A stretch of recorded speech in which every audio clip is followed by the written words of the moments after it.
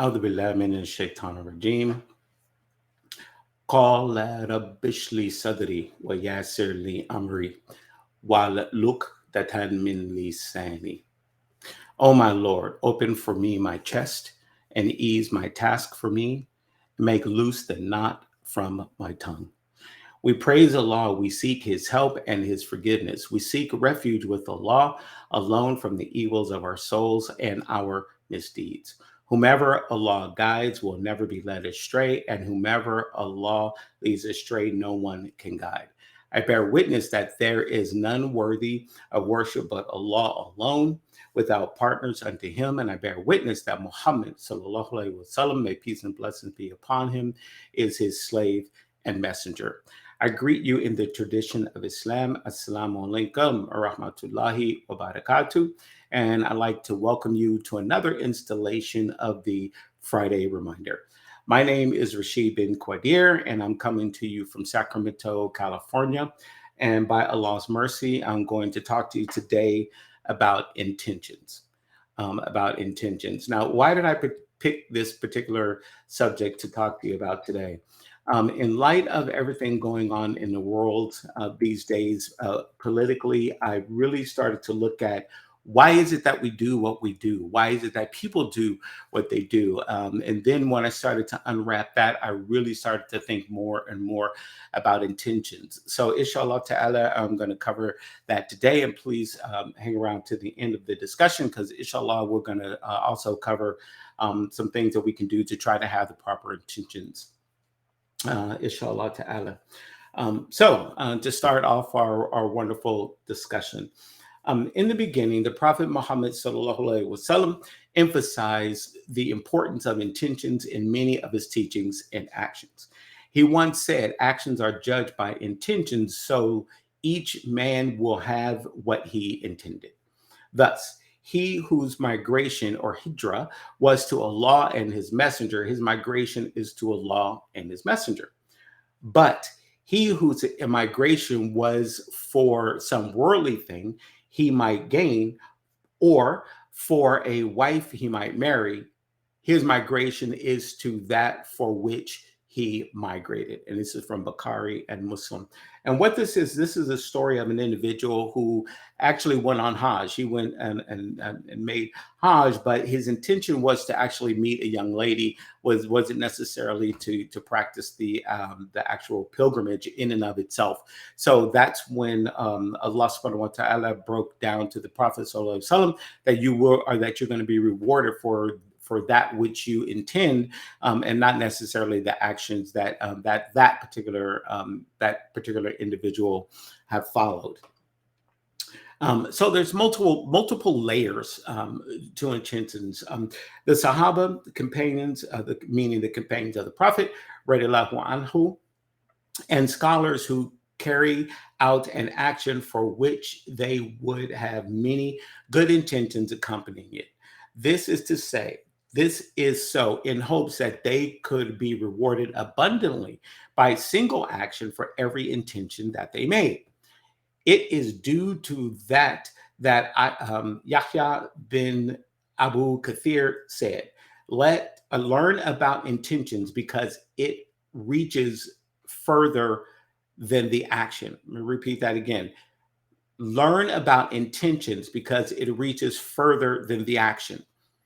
In the Book of Intentions by Habib Said Muhammad bin Alaya al-Idris, the writer has listed a number of good intentions for different kinds of actions. He wrote in a way that each action is paired with multiple intentions.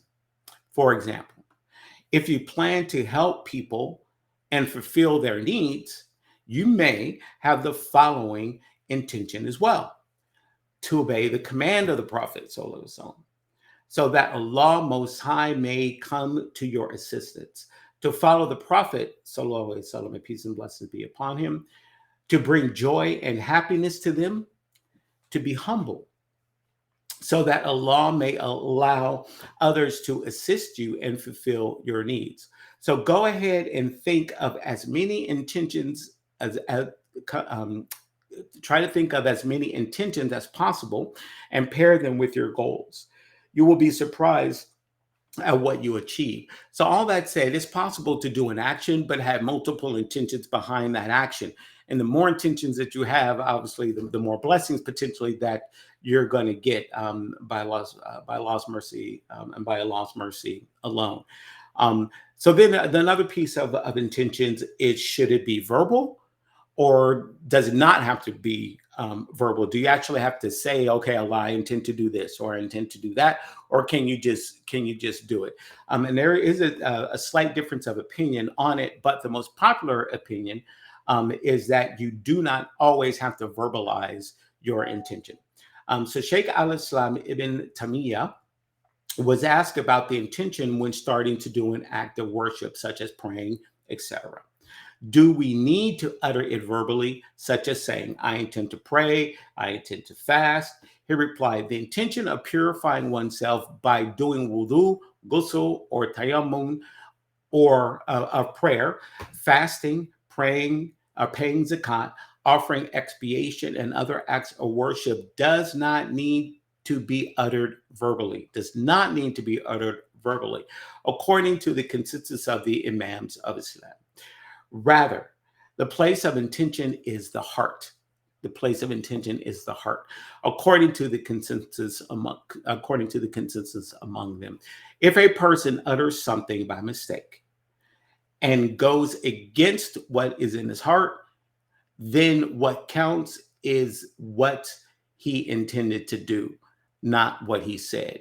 So the important thing is the action that you perform, not necessarily the intention that you verbalize, although we want to try to do our best to, try to verbalize what we can. But, sometimes we're just going through our day and we may not think to put that intention out there, although our full intention is to do good, is to do well. Our niyyah is to serve man, or to serve your wife, or serve your family, or serve your mom and your parent, and other things. So just rest well that if you do something, you don't put that verbal intention out there, that you're not actually going to lose that blessing, that you're going to lose that opportunity to make that intention, inshallah ta'ala. So the heart. In another hadith, the Prophet Muhammad sallallahu alaihi wasallam mentioned, verily in the body is a piece of flesh, which if sound, the entire body is sound. And if corrupt, the entire body is corrupt. Truly, it is the heart. This means that the connection between the heart and your intention is closer than we think. Our limbs and likewise, intentions depend upon the state of our heart. So if we have a pure heart, we have a clean heart, and we have a heart that is right, then the actions that we are going to take in this world are going to be positive. They're going to be good. But if we have a dirty heart, if we had a heart that needs to be scrubbed and a heart that needs to be cleaned, we serve a merciful Lord, so we can always make tawbah and ask for Allah subhanahu wa ta'ala's forgiveness and ask for a cleaner heart. But just know that if your heart is clean to get from Jump Street, that more than likely you're going to be doing good actions and doing good things. Hence, it is vital that we ensure our hearts are in a healthy state as well, as we set our intentions to avoid pursuing any actions or goals that may harm ourselves and others. One of the ways to keep our hearts directed to Allah subhanahu wa ta'ala is to recite a supplication that was practiced by our beloved Prophet sallallahu alaihi wasallam, may peace and blessings be upon him. O Allah, controller of the hearts, direct our heart to your obedience. O Allah, controller of the hearts, direct our hearts to your obedience. And this is the dua that the Prophet sallallahu alaihi wasallam, may peace and blessings be upon him, used to say, and he used to say often.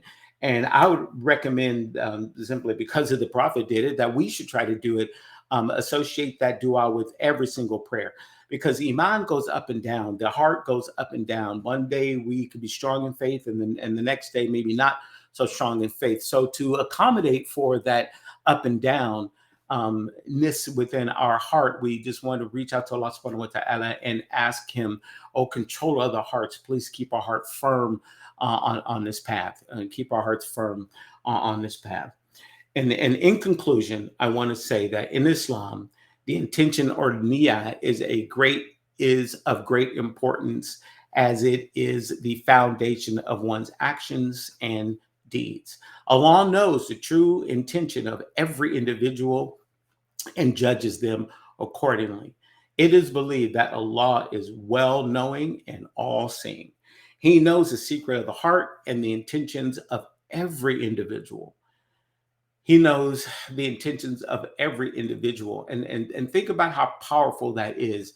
As many human beings as there are on this planet, Muslim, non-Muslim, Allah knows the intentions of every single human being. Just think of how many people are in Juma today, or even when you're driving down the freeway, and how many cars that you actually see. Allah knows what's in the chest and what's in the heart of every single human being that you're seeing, and even those that you are not seeing, and that includes human beings that are and that are in other lands as well. Islam teaches that intentions play a crucial role in determining the moral value and reward of an action. A good deed performed with pure and sincere intentions is considered more valuable in the sight of Allah than a deed done with a selfish or insincere intention. Similarly, a wrong action committed with an evil intention is considered more sinful than an action done unintentionally or with a good intention. So that goes back to the heart. If our heart is unclean or it's not as pure as we necessarily want it to be, and if we plot and plan a sin, something that's wrong, the simple fact that we plot and plan it that's going to not be good in the eyes of Allah subhanahu wa ta'ala, as in the eyes of Allah subhanahu wa ta'ala. So we want to try to plan and plot, because surely we plan and plot, other human beings plan and plot, and so does Allah plan and plot. And Allah is clearly the best of planners. And so we want to try to follow his sunnah and the sunnah of our beloved Prophet sallallahu alaihi wasallam to the best of our abilities. We want to try to educate ourselves on the things that the Prophet didn't do, that he said, and things that he didn't say. And we want to try to follow that, so that inshallah, once we die, and we're all going to die, that on the day of judgment, when our scale is being weighed, that we weigh heavy on the side of good actions. And in fact, it's been said that those who we have done wrong, they are going to have the ability on the day of judgment to pull deeds from our scale. So we don't want to walk around this planet doing bad and evil towards other individuals, because all of those individuals are going to be able to pull those things from our scale, and therefore decreasing our ability to end up in paradise. And it's by Allah's mercy and Allah's mercy alone that we end up in paradise.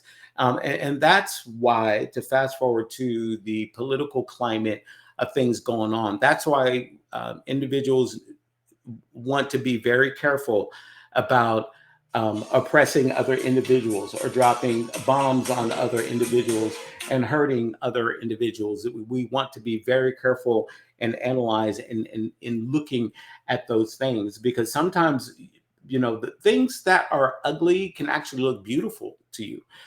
So even though something, you take an action that is beautiful to you, but if it's hurting somebody else, if it's killing a group of people or oppressing a group of people, it's going to be what it is. So don't always lean upon our own understanding, but we want to try to educate ourselves and learn about what's good and learn about what's right and learn about this deen. And again, follow the things that we can learn about our beloved Prophet sallallahu alaihi wasallam, and try to establish ourselves within the community as much as we're humanly possible. And I know sometimes that's easier said than done, because there's not masjids everywhere, and maybe we feel welcome or not welcome in certain Islamic institutions, and that's okay, and that's fine. But try to establish yourself and be around those believing people who remind you of God and remind you of God often, because that's going to do nothing but help you to do good,